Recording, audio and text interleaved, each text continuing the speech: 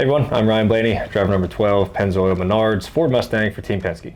And I'm Tim Fedewa, one of the 3 spotters for Ryan Blaney this weekend at the Glen.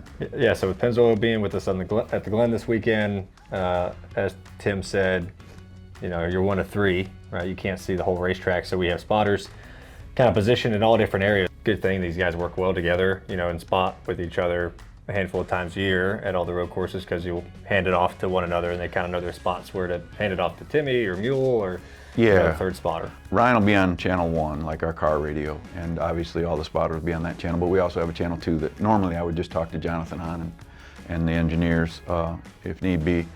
But here, us spotters will communicate a lot on channel 2.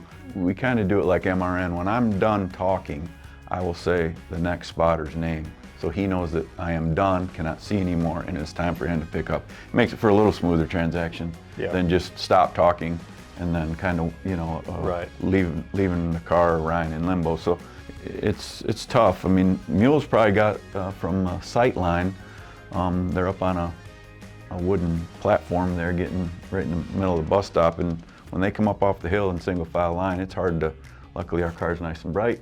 Yeah. Well, the Pennzoil colors on it, which is awesome. Yeah. So he'll be able to pick that out. Yeah. And but it is hard to judge distance, right? When they're coming at you, if someone's just out of line or actually there, that's a tough angle.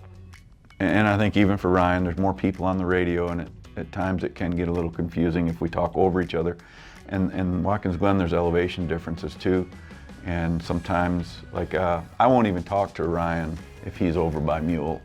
Yeah, it would be nice to, you know, with the changes to the racetrack this weekend, with the bus stop being different, I'm sure we'll have, I don't know if Mule will be over there in practice. I'm sure we'll have somebody else over there watching, kind of just feeding me more information, you know, then, you know, if Timmy can't see the bus stop from where he's sitting on the front stretch, right, we'll probably send someone back there and kind of give me info and practice of, hey, someone's doing something a little different in this area, and that at least lets me switch it up a little bit.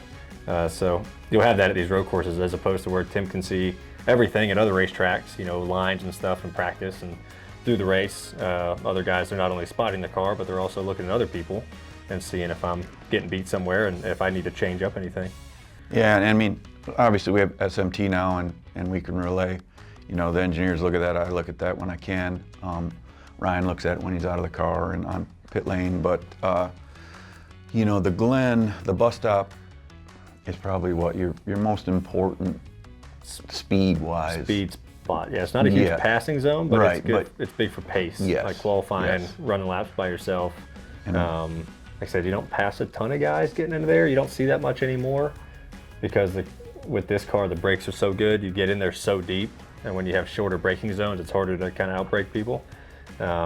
So that, you know, them taking that curb away, I think that's even going to make it harder to pass because your entry speed is going to be so high into there compared to what it used to be, that it's going to be even tougher to outbrake somebody. You're going to have to be really bold. Yes. I think you're going to see some guys kind of blow it, you know, in that corner just because it's different.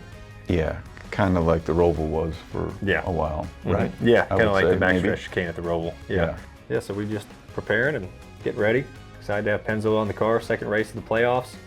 Had a great race at Atlanta, and looking forward to hopefully winning this weekend and moving on like the 22 team did. If not, another good points day. We'll be sitting pretty good at Bristol. So thank you guys for tuning in.